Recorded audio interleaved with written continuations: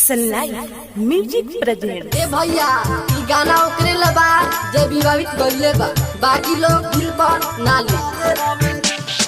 DJ Amit Tiwari, DJ Amit Tiwari के गाय के हम सारे होवे मुजफ्फरपुर के गाय के हम सारे होवे। नया बाटे गायक साला गोइल बगाना, दीदी पर ओकरा चंपारण बा दीवाना, दीदी पर ओकरा चंपारण बा दीवाना। नया बाटे गायक साला गोइल बगाना, दीदी पर ओकरा चंपारण बा दीवाना। मोतिहारी ओकरा दीदी के भतारे हवे रे, मुजफ्फरपुर के गायक हम सारे होवे रे, मुजफ्फरपुर के गायक हम सारे होवे रे, मुजफ्फरपुर के गायक हम सारे होवे रे, मुजफ्फरपुर के गायक हम सारे होवे रे। डीजे अमित तिवारी, के गायक हम सारे होवे रे, प्रेजेंटेड बाय न्यू राघर। मुजफ्फरपुर के गायक हम सारे होवे रे।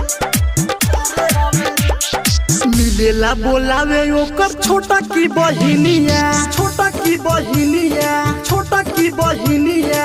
ओकर फेरा में रहे ढाका बरगिनिया, ढाका बरगिनिया, ढाका बरगिनिया। ए भैया सुना ना, मिलेला बोलावे ओकर छोटा की बहिनिया, ओकर फेरा में रहे ढाका बरगिनिया। हम तो देत नइखी गारी तो प्यार होवे रे, मुजफ्फरपुर के गायक हम सारे होवे रे, मुजफ्फरपुर के गायक हम सारे होवे रे, मुजफ्फरपुर के गायक हम सारे होवे रे, सारे होवे रे। डीजे अमित तिवारी, के गायक हम सारे होवे प्रेजेंटेड बाय न्यू राघर म्यूजिक। मार्केट में घूमी घूमी कोइले बायोती, कोइले बायोती, कोइले बायोती। विवेक ब्रांड के ही मानेल नु पोहती, मानेल नु पोहती, मानेल नु पोहती।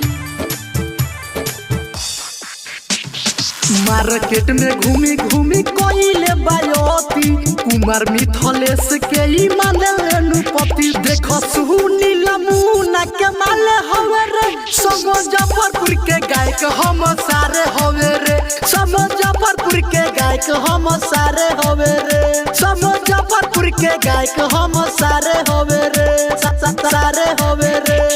नया बाटे गायक साला गोइल बगाना, दीदी पर ओकरा चंपारण बा दीवाना। मोतिहारी ओकरा दीदी के भतारे होवे रे, मुजफ्फरपुर के गायक हम सारे होवे रे, मुजफ्फरपुर के गायक हम सारे होवे रे, मुजफ्फरपुर के गायक हम सारे होवे रे, मुजफ्फरपुर के गायक हम सारे होवे रे, सारे होवे रे। साज फिल्म्स रिकॉर्डिंग स्टूडियो, लाला छपरा चौक।